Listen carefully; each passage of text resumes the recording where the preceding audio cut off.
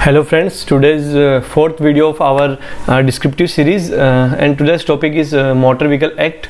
Let's get started.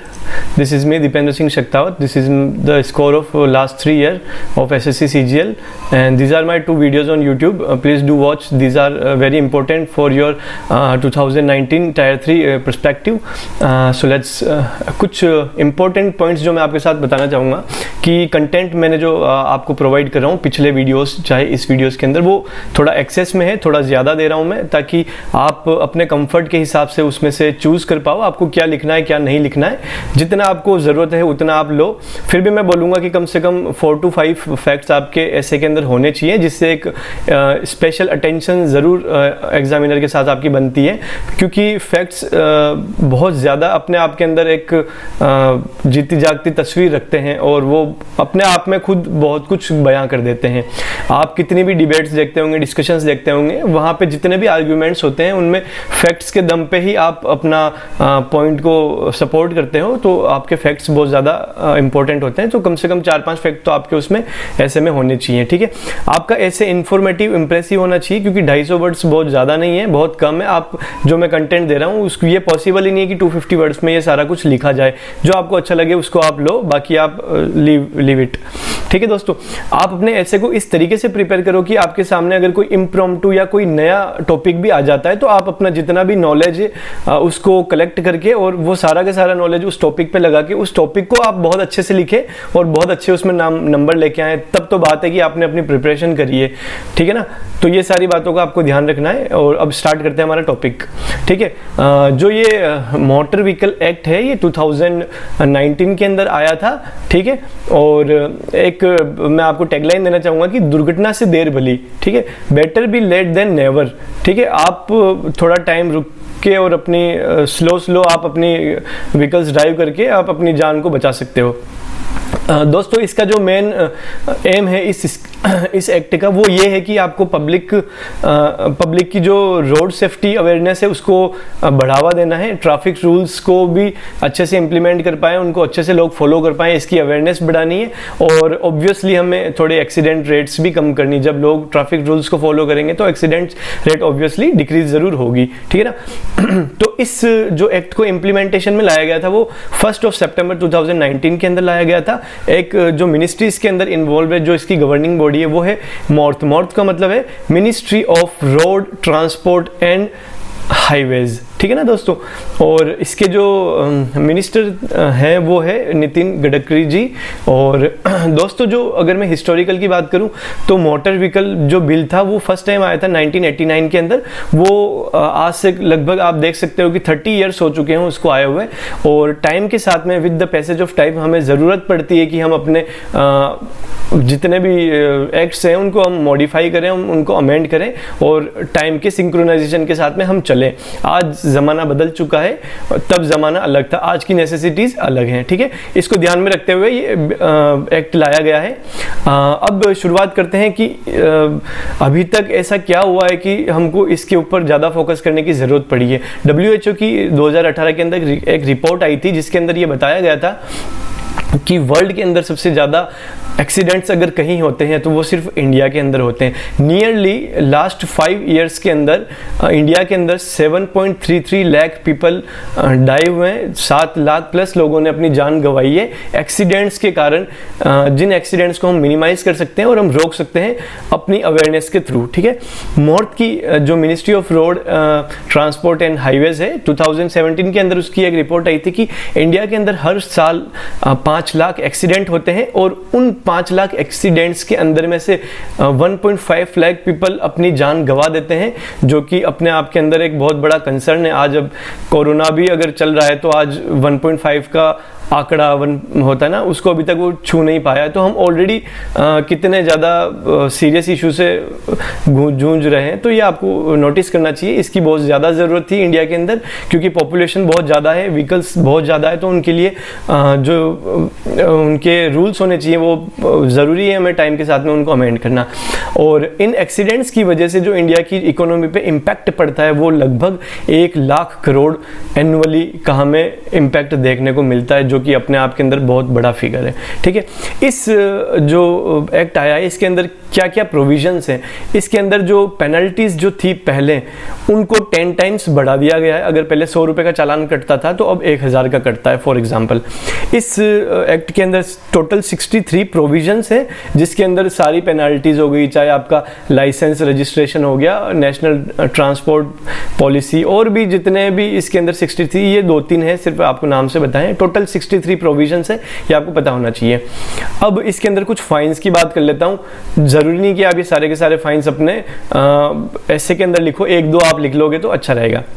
Helmet, seat belt, tripling, इनका पहले 100 rupees का चालान कटता था, अब 1000 रुपये कर दिया है। ड्राइविंग लाइसेंस का पहले 500 था, अब 5000 कर दिया है। आप देख रहे हो ना, 10 गुना बढ़ा दिया गया। ड्रिंक एंड ड्राइव का 15,000 कर दिया है। ठीक है, और प्लस आपको 2 साल का आपको जेल भी हो सकता है। ये भी एक, अगर आपका केस थोड़ा सीरियस है तो आपको 2 साल की जेल भी हो सकती है।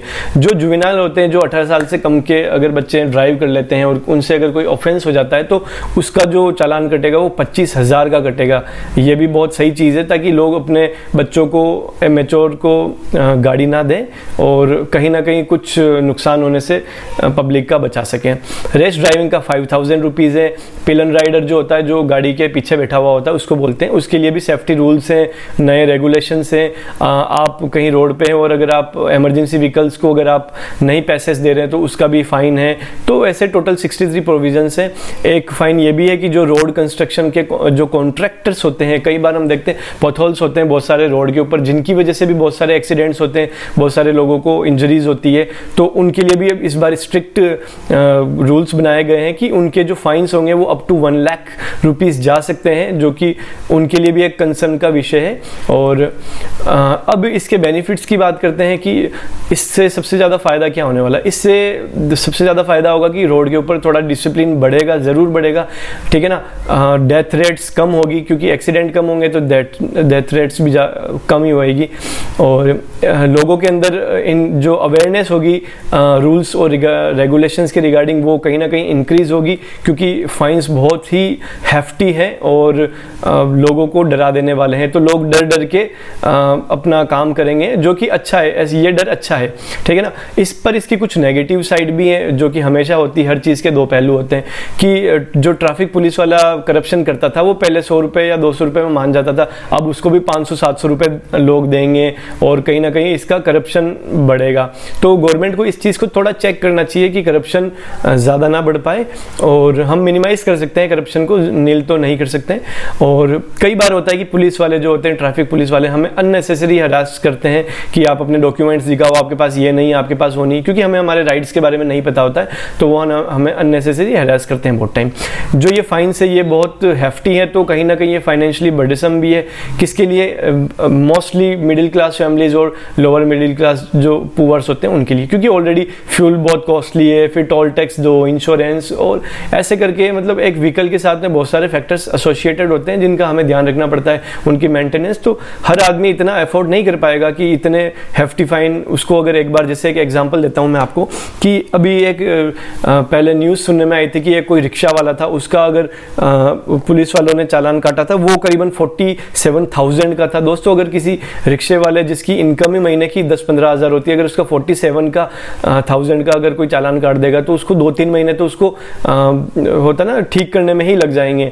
और एक ट्रक ड्राइवर का आया था राजस्थान के अंदर, जिसका 1.4 लाख का चालान कटा था। तो दोस्तों, ये चालान कटते हैं तो कहीं ना कहीं जो ये लोअर क्लास जो इनके ड्राइवर्स होते हैं, इनके ऊपर बहुत बुरा इंपैक्ट पड़ता है। इससे इनको निकलने के लिए कम से कम 1-2 साल लग जाते हैं, और इनके लिए बहुत फियरफुल होता है। ये सब कुछ उनके लिए अच्छी बात नहीं है, ठीक है। अब इसको कंक्लूजन की बात करते हैं कि गवर्नमेंट ने इतना जो फाइन्स को हेफ्टी रखा है, उसका पर्पस रेवेन्यू पर्पस नहीं है कि उनको पैसा कमाना, उसका पर्पस एक ही है कि लोग इससे डरें और रूल्स को फॉलो करें और अपनी जान भी बचाएं और अपने सामने वाला जो ड्राइविंग कर रहा है उसकी जान भी बचाएं, ठीक है। तो कहीं ना कहीं एक सही चीज़ भी है ये।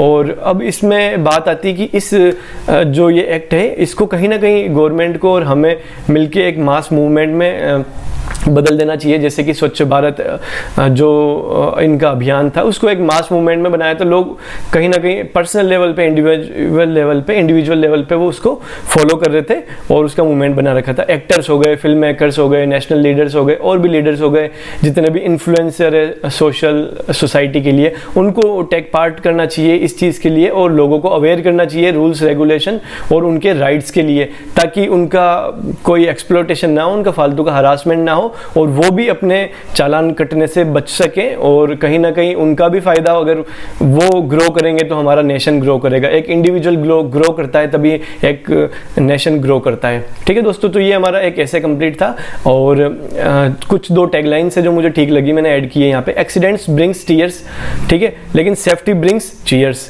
ठीक है। और एक और है alert today alive today alive tomorrow. तो ये 2 कैची है लाइंस, कोटेशंस, जो आप अपने ऐसे के एंडिंग में यूज़ कर सकते हो। स्टार्टिंग के लिए तो हमने यूज़ कर ही लिया है ना, दुर्घटना से देर भली। ठीक है दोस्तों, तो इसके बाद में कुछ मिससेलेनियस फैक्ट्स हैं जो मैं आपको बताना चाहता हूँ। ये मिससेलेनियस का जो आपको फंडा है, ये कहाँ काम आएगा? अगर कोई अननोन टॉपिक आ गया जिसके अंदर ये वाला पार्ट कहीं ना कहीं यूज़ हो रहा है रोड सेफ्टी का या मोटर व्हीकल का, तो आप वहाँ पर ये सारी चीज़ें अपना नॉलेज को शो ऑफ कर सकते हो, और कहीं ना कहीं आपको अगर कुछ अच्छा लिखोगे तो आपका जो एग्जामिनर होगा वो कहीं ना कहीं एक अच्छा इंप्रेशन पड़ेगा, क्योंकि कहानी तो सब लिखेंगे, जो फैक्ट्स फिगर लिखेगा थोड़े अच्छे से, उसके मार्क्स थोड़े से ऑब्वियसली इंक्रीज ही होंगे। दिल्ली के अंदर एक स्कीम केजरीवाल गवर्नमेंट ने लॉन्च की थी, ऑड इवन की, जो काफ़ी अच्छी स्कीम थी, जो पॉल्यूशन के ऊपर भी कंट्रोल किया था और रोड के ऊपर व्हीकल्स की जो नंबर्स थे वो भी कम हुए थे, तो ऑब्वियसली कहीं ना कहीं एक्सीडेंट्स वगैरह इनके भी चांसेस कम हो जाते हैं। ठीक है, गवर्नमेंट को क्या करना चाहिए, हर जगह की पब्लिक ट्रांसपोर्ट जितना भी है उसको इंक्रीज, उनका जो नंबर है वो इंक्रीज कर देना चाहिए, और फैसिलिटीज़ इतनी अच्छी कर दे कि लोग सोचे ही ना कि मैं अपनी पर्सनल ट्रांसपोर्टेशन के थ्रू मैं ट्रैवल करूं, वो पब्लिक से ही ट्रैवल करना शुरू कर दें।